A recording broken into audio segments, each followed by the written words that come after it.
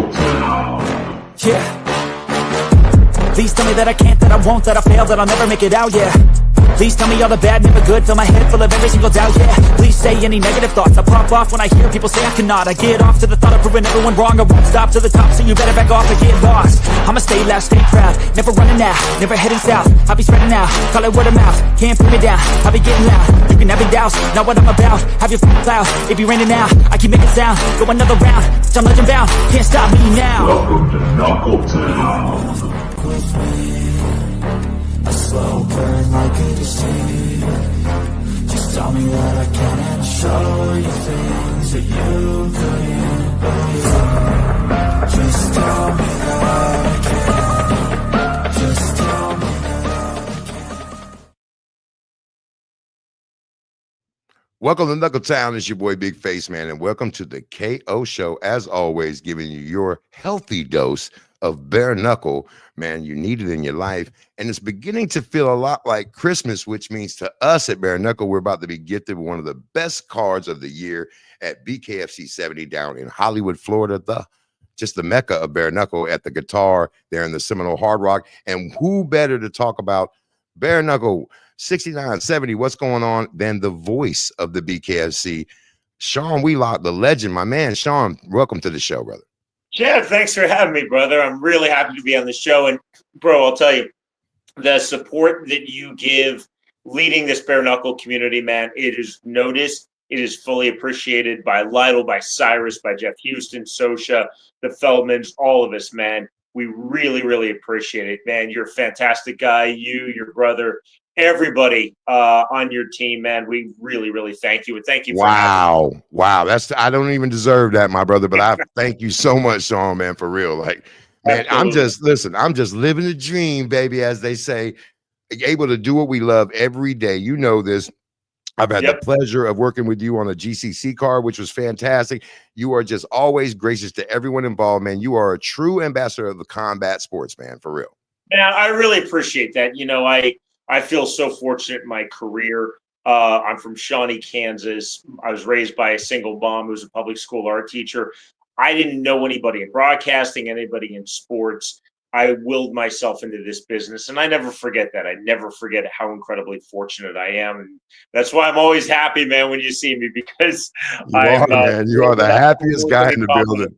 Man. You're always the happiest guy in the building, man, but you're also the most knowledgeable guy in the building. That's why we got you on the show, and I want to get right into it, man. I know you have limited time, so let's talk about BKFC 69 in Atlanta. Of course, Georgia. We finally broke Georgia there, and we had the redemption of the rock star, man. He came back. He redeemed himself with a dominating win. And what stood out to you in Atlanta, man? Well, let's talk about, Keith Richardson. So, you know, you always wonder in combat sports, right? Bare knuckle, MMA, boxing, how does the champion react their first fight when they're not the champion? And he lost, obviously. And add to that the fact that Keith Richardson was knocked out in that fight. And he wrestled the ref's legs. Sean. Sam Burgos, he absolutely did. So a lot of questions. And Keith Richardson knew that. How does he respond? Michael Larimore, 2-0, comes out of Shift MMA, which is a phenomenal gym. A great gym. That's one of those fights where, and Chris Lytle talked about this on our broadcast, is that proverbial passing of the torch. Keith Richardson looked like Keith Richardson, the former. He wasn't giving no torches up, Sean. Right. Looked like the former champion that he was, and he's focused. He didn't say, I want to get back the title. He said, I want to get back my title. My title. That choice of words is really interesting. It doesn't discredit Michael Larimore. He's still phenomenal. He's got a bright future, but Keith Richardson showed why he still remains one of the best pound-for-pound fighters in the sport. And that Marine mentality. You're not going to say this man stays ready. You don't have to get ready. He's always in shape, but he was in crazy shape for that fight. Yeah. And as always, what else stood out to you? What really, what sparked your interest? And I loved listening to you. You and Chris are great all the time, but what else really stood out to you in Atlanta? Nathan Rivera, that's someone who Lytle and I saw early on and thought this kid could be a star. And he's 3-0 now. 3 finishes, even more so we think this kid can be a star. Interesting at 145 pounds. We talk about who could be next for Kai Stewart. That crazy division. It is so crazy, right? No, that right, division. right, absolutely, Chad. So stacked. So I really liked his performance. Disappointing for Joe Elmore from his perspective, and I think it's a phenomenal win from his perspective for Derek Findlay. You know, Derek Findlay is one of our high-level boxers on the roster. Findlay started 0-2. It's a guy who fought for an NABF and a USBA title, an elite-level boxer. Took Derek Findlay 3 fights to figure it out. Now I think he hasn't figured out. Again, no discredit to Joe Elmore. Oh, Joe Elmore absolutely is not, a legend. He is one of the man. best people in the And sport. Like, one of the best guys on the mic in the sport too, and just a scary, scary dude. I would never. I told somebody, I think I commented online a few days before the fight, I'd be shitting bricks if I had to fight Joe Elmore. And you're right, though. That's the type of fighter that does that has to fight Elmore. Someone patient, someone skilled with technique. Because if you get an emotional fight with Joe Elmore, he's going to mop you, right? absolutely. And Derek Findlay, showed his potential in bare knuckle. Everyone knew what a great boxer he is. It took Findlay 2 fights, but he lost to Caleb Harris. He then continued to fight on, lost to Jake Lindsay, but showing now with 2 straight victories. I hope we see Joe Elmore back. Joe Elmore is great. He's got to come back. Oh, yeah, always, man. Phenomenal. And disappointing for him, especially in his home state, Atlanta. Phenomenal, though, from Derek Findlay. Crystal Von Vake, this is someone I commentated in Lion Fight, the South African from South Carolina. Crystal had a great fight. I She's love too her, old man. to see. I think one more win, absolutely. And she and her husband, Enti, who's also her cornerman, her coach, her chief second, such nice people. I've yet to meet a South African I dislike. I like most people. I like just about everyone I meet, but there's something about South Africans. I was there when I was a soccer commentator about 20 years ago. It's an amazing country, and the people are always so nice. I've been fortunate to meet a lot of South Africans. Sean, I don't know. I met Francois Botha once. He was kind of a prick. Was he just go ahead, man. I'm sorry to break it there. No, but absolutely, I agree with you about Van Wyck, man. I've met her several times. Been pleasure of interviewing her. She is a beautiful human being, her husband as well, and they go through so much. That's another thing about this Bare Knuckle, man. It's such a family organization, and you've seen that firsthand, the growth of it, and then being the voice of Bellator. So let's talk about Georgia for a second. It's another state, Sean. You got another state, right? I mean, that's exactly just right. Rules, right? Yeah, and Chad, so there are states now that we are legal in for bare knuckle that we've not even gone to, but I am imagining 2025, Tennessee, Oklahoma, Oregon, they've come online. You think about this, man. In 2018, we did 3 shows, one in Wyoming, 2 in Mississippi. Seminole Hard Rock next week is going to be our 32nd show of the year. Wow. Only the UFC is doing more shows. Not Top Rank, not PFL, not One, not Ryzen, not Marcus of Queensberry. Most shows of the year. No one is doing more shows outside of the UFC and all of combative sports than BKFC. That's amazing. Yeah, I can tell, man. My frequent air miles this year are crazy, man. Like we've been to a lot of shows this year, and it's been absolutely fantastic. Okay, so let's talk about the upcoming show you alluded to right there, Seminole Hard Rock, the guitar, man, where we love the guitar, and now we've got BKFC 70, man. We've got Captain Deadpool, Jared Warren, defending his title against Mike the Marine. I mean, the Marine Rickman, man. The Marine is back, man. Dangerous, crazy fight. And then you've got just across the board, you got Perdomo fighting one of the most exciting fighters. Yep. You got El Gallo making his comeback from injury. You got the Misfit back in action. Let's just talk about that for a minute, Sean, if you got it. Yeah, so Christine Faria obviously has been so dominant. Well, one could make a really strong argument that she is the best pound-for-pound fighter, male, female, weight class, doesn't matter, best pound-for-pound fighter in all of BKFC with her dominance. I know she was obviously disappointed in her last fight against Jad Mason Wong. Jad Mason Wong was disappointed in that fight, but it doesn't take away from the greatness of either of those two. And Christine Faria, I know, is very, very motivated she feels needs a redemption type performance. I don't agree with that. She beat a great fighter in Jad Mason Wong. It wasn't a thrilling fight, but to me, it's about results in this business. So I thought full credit to both Christine Faria and Jad Mason Wong.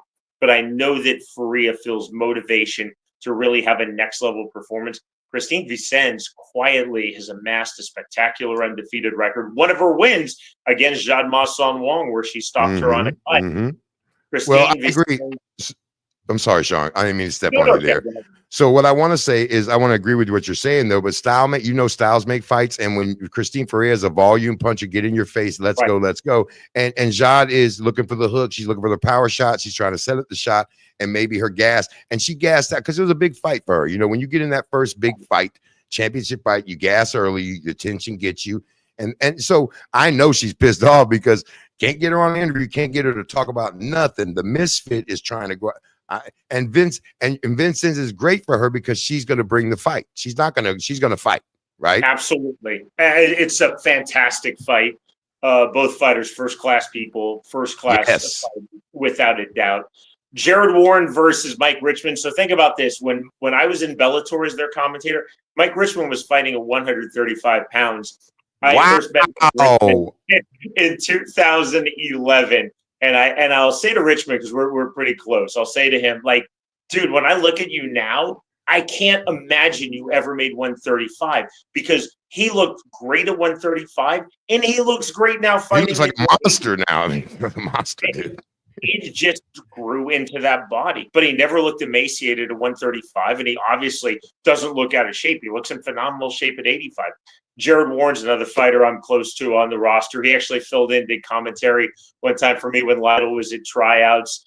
You know, Jared is someone who came in, was a kickboxer, no MMA, no boxing, came in as an undercard guy, a local ticket seller in Florida, gets with Shift MMA. And again, that's someone who's in the conversation, best pound for pound Well, fighter. you have to love it too, man. He's a first responder firefighter. He's a very smart fighter. And when you have a motivated Captain Deadpool, he's there to fight. And I think he's consistently underestimated. Okay.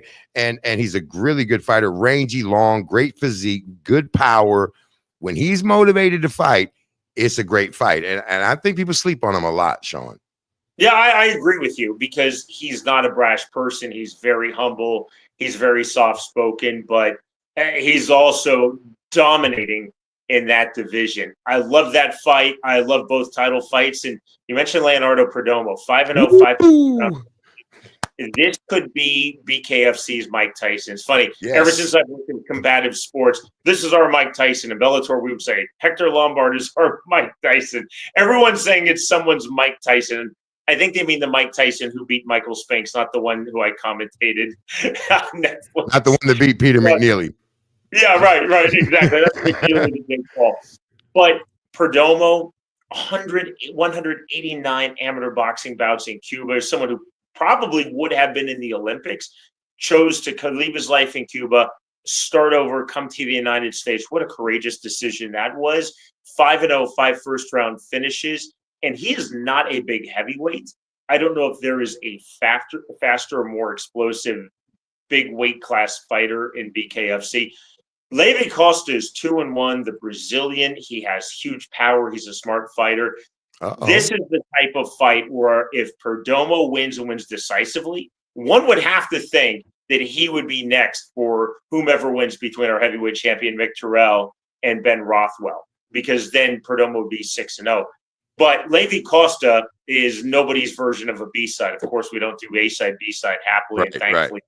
Right. Costa, again, the Brazilian, accomplished in MMA, 2-1 in BKFC. That is a really, really pivotal fight for both men. If Levi Costa wins that fight, which he absolutely could, you would think maybe another win, and now he's in the title picture. These are two phenomenal heavyweights, and Perdomo could certainly win. Costa could certainly win. Whomever does win that fight, you would think they're really going to get a career boost. So as we're talking, man, I love to talk about this with people about the Cuban invasion. I mean, Cubans are dominating the sport of bare knuckle across the sport, not only in your league, but in other leagues. They're dominating. And we have another returner, one of my favorite fighters on this card, Brian El Gallo Duran, the cash cow. Miami loves him. I mean, he goes crazy power. He had, talking to him after the fight with Kai, which Kai fought a beautiful fight, man. Kai, handled that great in Miami, but he was injured. He said when he fell in early, when they had that wrestle tie up, and he fell, he not only did he he had a major surgery where he had meat off the bone, muscle off the bone there, but he fought the whole fight, Sean. And what do you think about the return of El Gallo in Miami? Yeah, Brian Duran is a phenomenal fighter, and I'm a big believer that one win or one loss doesn't define anybody as a fighter. It's the body of their Especially not work. in bare knuckle. Especially not in bare Absolutely. knuckle. So the Especially not in fact that the fact that Brian Duran lost to Kai Stewart, it shows the greatness of Kai Stewart, but absolutely takes nothing away from Brian Duran. That's his only loss. He has been dominant. And here's a personal side of what a good human being Brian Duran is. So he's worked as a professional piercer in a tattoo studio. Very, very talented guy as a fighter and just as an accomplished human being. My older daughter, Ellie, got her belly button pierced when she turned 18. And he was advising me on the different types of washes that she should use and how to keep it clean. Nice. I saw him a couple of months later. He was actually there cornering fighters.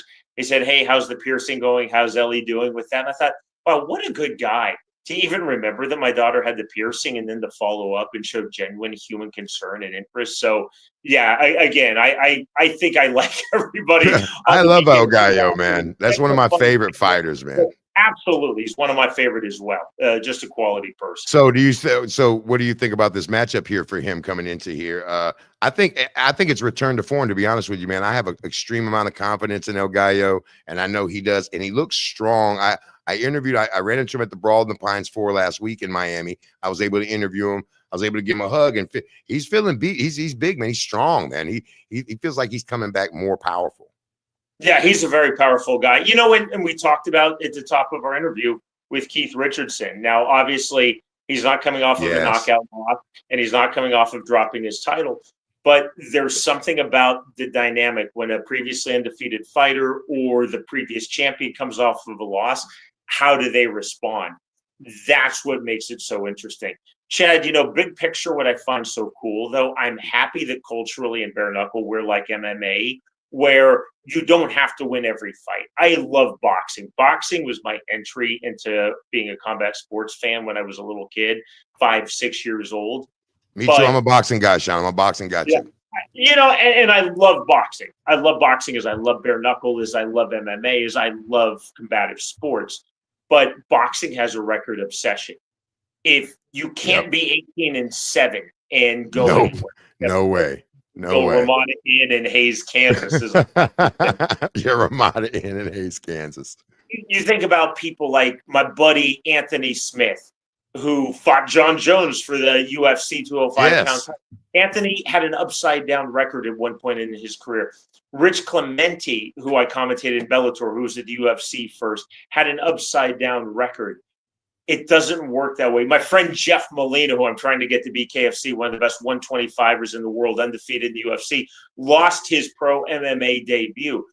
There's a level of forgiveness in bare knuckle and in MMA that unfortunately doesn't exist in boxing.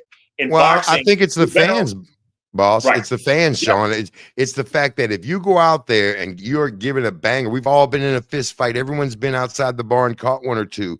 If you go out there and give the fans, an entertaining show, they love you. You could be 4-3 and a superstar in bare knuckle. Absolutely. And Chris Lytle obviously fought in Japan. I commentated for Pride. I was the last English language commentator for Pride. They talked about warrior spirit. And so you think about people like Minowa or Kazushi Sakuraba, Fujita. Speaking of that, I wanted to hold on to that because I wanted to talk to you. You did Affliction, the Day of Reckoning, and I wanted to talk because you did Fedor Emelianenko against Andrei Arlovsky. Arlovsky, my favorite of all time MMA fighter. I want to talk to you about that at some point. So hang on, go on. I didn't want to stop you, but don't get too far into that. I want to get it. Absolutely. No, but the point is on major Japanese MMA stars, especially of that Pride era, didn't often have great records. In fact, usually they had a lot of losses. It did not matter. It was who they fought and how they fought. And I think that ethos certainly carries into BKFC. It's beautiful, man. It's a beautiful thing. It's and the passion of the fans. That's what I love. I mean, as I go to you have to, to the audience watching here, if you have an opportunity to get to any one of these events, I don't care if it's a BKFC, a Prospect Series, BYB, any bare knuckle event, you can get you locally, go because you're hooked. That's it. Once you see it live, it's the funnest thing to see, especially if you love striking sports. I mean, it's the end all be all. And it's growing so rapidly, Sean. You've had a front seat, you and Chris, man. Fantastic duo. About shout out to Chris Lytle, man. He was the first big name to give me an interview when I started doing this a couple years ago, and he's always been gracious. Yeah, and Chris he's become one of my best friends in the world. And he's really good at spades too. He'll whip your ass at spades. He's kicked my ass at spades in several cities. I mean, shout out to Cyrus. Me and Cyrus lost last time, man. Damn, we're gonna get you back though. You know what I mean? But no. I'll let you know. Chris is good at everything. He's one of those guys. Good you get up in the morning, go to breakfast. Chris has already worked out. He's already making you look like shit. Right. Thanks a lot, Chris. No, but okay. Man, exciting time to be part of Bare Knuckle, or you've seen it. You've been in the front seat, you and your bottle of Diet Mountain Dew. You've seen it all, and it's growing, right? It's huge. You were in Spain. That was amazing, right? I mean, and I just can't believe the growth of the sport. I've never seen anything grow like it. Well, since the UFC, to be honest. Yeah, and that's what it is. Is the last time you would have to think was MMA in general, and the UFC in particular. It's a sport of bare knuckle. Well, and PFL, everything that came along with it, right? Absolutely. I'm sorry, yeah. No, you're absolutely right. No, you're fine. You're absolutely right. And I feel like we're kind of living the parallel life 2.5 decades later of what Art Davie lived with the UFC, getting from we would never allow this is the worst idea to, hey, when can you come to our state and sell all those tickets and bring all those millions of fans watching the broadcast worldwide? There has to be, Chad, there has to be a normalization. Art Davie had MMA, had UFC called dirty fighting, human cockfighting. The New York Times wrote an editorial saying death is cheap, excoriating Art Davie in the UFC. I remember that. Yes, I remember that. And you're correct. Went through the outlaw phase. Absolutely. And it's the same thing with BKFC. It's gone from people saying to David Feldman, we would never allow this, to saying, we're doing everything we can to get you in our state. Again, I talked about, just 3 states I named, Oklahoma, Oregon, and Tennessee, where we are legal. We're just trying to work into our calendar so we can go to those great states and do shows. So, okay, let's talk about that. I do want to, what was it like? I mean, seeing Fedor Olympic, when you did Affliction, Day of Reckoning, and all those things. I mean, just so you guys know, for the audience at home, Sean Wheelock is quite the Renaissance man. Some of you may even know him as the Big Wheel. If you follow soccer. So, I mean, you've been involved in so much, from ref into the Bella. What was it like, man? Fedor Emelianenko against Andre Arlovski, who was one of my favorite MMA fighters. I just love the pit bull, man. He was so much fun to watch, but nobody could beat Fedor at that time, right? Yeah, so I was commentating with Jimmy Smith, who then became my broadcast partner for my entire 5.5-year Bellator run at M1 Global. And Fedor Emelianenko was part of M1 Global. He had an ownership stake. And through M1 Global was Affliction. I'll tell you, the Affliction people had never heard my name. I don't think they wanted to hire me, but there was enough juice, especially my good friend Jerry Millen, who hired me at Pride, hired me at M1, is still Fedor Emelianenko's manager, one of my best friends in the world. He lives in Detroit. Jerry Millen said, no, these are my guys, and they're my guys, Jimmy Smith and Sean Wheelock on M1. We're going to have them on Affliction. But I knew Fedor really well at that point. He did an exhibition grappling against I'm trying to think on who this was in it was against Aoki and Shinya Aoki in Japan we did, and which is still on YouTube somewhere, which is pretty funny because Fedor outweighs Aoki by about 80 pounds. And I had commentated on the world feed, which means it's the broadcast that goes internationally in English everywhere but the US and Canada, on the first Affliction. So I had commentated the Tim Sylvia fight, but you only could hear our version, Jimmy Smith and me, if you lived outside of the US or Canada. So that was my third Fedor Emelianenko fight. Then I did the world feed when he fought Brett Rogers in Strikeforce on an M1 Co-Pro. But wow, man. So those are all. I remember I watched every one of those fights, Sean. Like all those fights you're describing. You had a front row seat to not only that, just the history, the arc of it, like the arc of how. And now you're sitting in it again. That's amazing, man. Yeah, it's awesome. Again, that's why I feel so fortunate in this, and I've had that run. I love Arlovski. I'm a huge fan. For me, Fedor Emelianenko is like our Muhammad Ali of MMA. Yep. Michael I Jordan. think the game has changed, and it's like, you can't look at the NFL and say, "Oh, he was the greatest offensive lineman. He weighed 220 pounds." Like, obviously, that's not realistic. But if you look at the dominance of Fedor Emelianenko's wins, who he fought, the frequency at which he fought, under 6 foot tall, under 230 pounds, that is phenomenal. Well, not only that, Sean, he could do it both ways. He could take it on the ground. He could strike with you. He had a body like a dude sat at the end of the bar most times. He looked like any one of us. But he was the power in his overhands killer. The way that he could hit submissions, like when he hit the Kimura on Kevin Randleman in Pride after he got dumped on his head. He knocked out Andrei Arlovsky, the fight you're referencing. Arlovsky was in the air. Was Arlovsky not in the air when he got knocked out, if I remember correctly? Throwing a jump knee, switch knee. Fedor threw the overhand right, and he spun him 180 degrees, knocked him unconscious, and Arlovsky. I was devastated. I just knew that my pit bull was going to pull off the impossible that night. And then he had the balls to go for a switch knee against the Emperor. Are you crazy, man? The last Emperor, the switch knee? No. Exactly. And, I don't know if younger MMA fans know how great Fedor was unless they really do a dive online, because the Fedor who people saw in Bellator and losing twice to Ryan Bader, losing to Matt Mitrione, again, no disrespect, but that's not the Fedor Emelianenko who you got to go to the K1. You got to watch him in K1, and he wouldn't come over here, Sean. Like, he wasn't going to fight out west. He just we got the shadow of him. He was still great when we saw him, but what you got was, you go back and, like you said, do a deep dive or live through it, and it was a lot of comical circus things. I loved K1 back in the day with the Bob Sapp. It was a lot of things brought you there, and then you found the Fedors when you went to see the Bob Sapp. That's what they've done in a lot of times in MMA. Same thing we do in BKFC. You come to see the Perry, or you come to see the the name, and then you find an El Gallo like me, or you find a Juggernaut Hunt, and you're like, oh my God, right? It's exactly right. Yeah, there was something special about Pride, Chad, in Japanese MMA, that they would do anything and everything. So you would get these crazy fights, and then you would get fights like Mirko Cro Cop versus Fedor Emelianenko when they were the two best heavyweights in the world.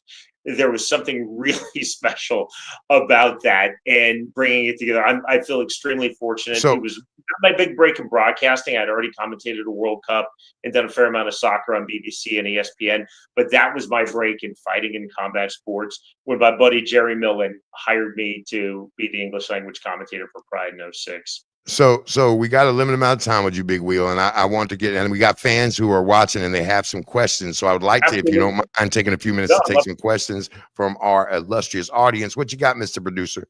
What we got for the Q&A? All right, so absolutely, thanks for doing. Big Howie, of course, says thanks for doing our show. Of course, man, always. That's Big Howie there. Howie. I will see Howie. He's coming to my referees and judges training seminar in Kansas City. Mr. Atherton will be there. And Michael Joseph asked, can Sean do a Chris Lytle impression? I cannot. I'm terrible. My wife is English. I can't even do an English accent. I can't. I could do Sean. I tell you, I kind of can do. Let me do a little Chris. I want to kick my ass if I see him. I don't want to. I can't do Chris. I can't do Cyrus Socher, Jeff. I cannot do impersonations. I will say this on Chris, though. This is someone who was one of my favorite fighters. I admired so much as a fighter. Yes. And that he has become one of my best and closest friends in the world. And Chris Lytle, I feel about a few people in the business. John McCarthy is another. They are everybody as a fan who you hope that they will be.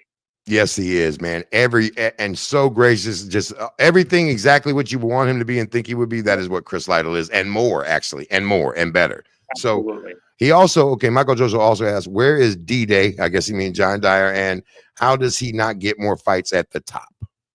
Yeah, I love Josh Dyer. They struggled with our matchmaking team. He is phenomenal. Nelson Lopez, Andy Hall, Kevin Smith. There are a lot of fighters on the roster. It's not dissimilar to the UFC. When you say, God, this guy is great. He hasn't fought in 13 months. I think it's just a numbers game. I don't delve into matchmaking. I don't want to delve into matchmaking. Right. We got Nate Shook for that. We'll get Nate Shook on the show. I have phenomenal respect for what Nate and our matchmaking team does. I'll tell you this about Josh Dyer. He is one of the most exciting, most explosive fighters that I've ever seen in my life in any combative sport that I've commentated. For sure. So, okay, Michael Gaunt asked Robbie Lawler versus Mike Perry. That would be a great fight. Michael, it's another person coming to my MMA refs or my bare knuckle refs. It's sold out. You can't even. By the way, there's only 4 spots left for refs. So if you want to get on the ref, you can get on the ref. Oh, 2 now. Judges is sold out, but you can get the ref. You might have get online, hit up Sean's page. January 11th in Kansas City. Correct? Am I correct there? Yep. Kansas City, January 11th and 12th. I'm limited by the ballroom that I rented to have. Very expensive ballroom, by the way. That they have to give me a lot of leeway. Max capacity is 120. We're completely sold out. That is awesome, man. I love it. I love it. And 118. We've just today had 2 more sold on refs, so we're 118 of 120. So if you're interested, hit me up on social media. $200. You get a certification. I'm an ABC certified bare knuckle refs and judges trainer. I used to referee pro boxing. That's how I started in all of this fun. So if you're hundreds of bouts, by the way, y'all don't know this. Go look up, Google Sean Wheelock. He's refed hundreds. He's an author. I mean, the man's done everything. I was intimidated as soon as I read it. I'm like, I thought he was my buddy. Now he's done all this stuff. Kansas. Yeah, he's my buddy. So, and I do want to say this while we're on here, and I want to take the time to give you your flowers from me. So, this has been a dream for me. Of course, a lifelong fight fan, all the way back from I grew up around the Zab Judas here, close with us and the family, and I've been able this last year to actually work with some of my idols, you included. And I was working, we were getting in a van somewhere in Virginia months ago when I was headed over, and I got to ride with you guys. It was my first real working, at a big thing. And you said, you working with us? I said, yeah. He said, that's great, man. And you just tell the best stories. You made sure everybody you're the happiest dude there. And I understand why, because I feel the same way, Sean. We live in the dream, man. This is why, what is there to be? So I agree. Yeah, thank you. I'm sorry, man. Go ahead. No, I'm just saying thank you, man. That's so gracious. Yeah, man. So one more question before I know you got to go watch the Christmas lights, do the Christmas thing with the family. One more question. And you've done a lot of fights. I want to ask you this. You've done hundreds of fights. I want 2 answers to this, okay? I want the answer 1 and then the BKFC. So what was your funnest fight? I know it was Jake Paul. I didn't know it wasn't. So what was the funnest for you as a commentator, the funnest fight for you to commentate? And 2, who's your favorite bare knuckle fighter to commentate for?